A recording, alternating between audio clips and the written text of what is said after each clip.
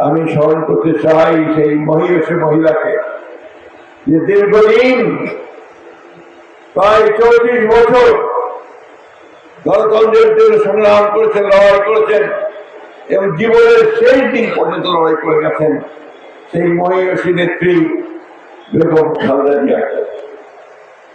আমি স্মরণ করতে চাই আমাদের সেই সমস্ত হাজার হাজার শহীদদের, যারা বুকের তাজা রক্ত দিয়ে আমাদেরকে গণতন্ত্র এনে দিয়েছে। প্রিয় ভাই বোনেরা, আমরা ভুলে যাব না 1971 সালের সেই দিনগুলোর কথা, যে দিনগুলোতে আমাদের তৎকালীন পাকিস্তান হানাদার বাহিনী আমাদের এলাকার মানুষের অত্যাচার নির্যাতন করেছিলেন, হত্যা করেছিলেন।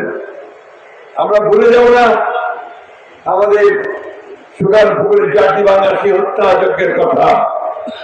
আমরা ভুলে যাব না একই সঙ্গে পরবর্তী কালগুলোতে গণতন্ত্রের জন্য আমরা যেখানে সংগ্রাম করেছি আমাদের উপরে নেমে আসা নির্যাতন।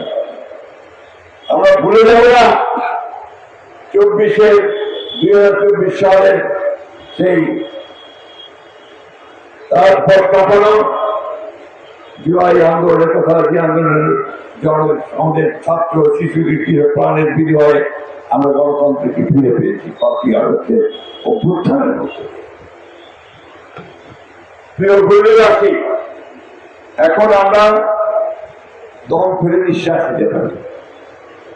যে ফ্যাসিস্ট সরকারের নির্যাতনে আমাদের নেতা কর্মীরা রাতে ঘুমাতে পারত না, পালিয়ে বেড়াতো, ধান খেতে লুকিয়ে থাকতো, শীতের দিনে গাছের উপরে লুকিয়ে থাকতো এবং কারাগারে নির্যাতন ভোগ করত, সেই দিনগুলো আমাদের চলে গেছে। এখন আমরা মুক্ত নিঃশ্বাস নিতে পারি।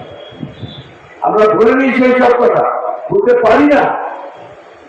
বন্ধুগণ, এই অবস্থার উপরে দাঁড়িয়ে এখানে আমরা বসে, আমাদের অর্থনীতি ধ্বংসপ্রাপ্ত, ফ্যাসিস্ট লুটেরারা আমাদের সমস্ত ব্যাংক ট্যাঙ্ক লুট করে নিয়ে চলে গেছে, লক্ষ কোটি টাকা পাচার করে দিয়েছে, আমাদের রাজনৈতিক প্রতিষ্ঠানগুলোকে ধ্বংস করে দিয়েছে, নির্বাচন প্রক্রিয়াকে ধ্বংস করে দিয়েছে।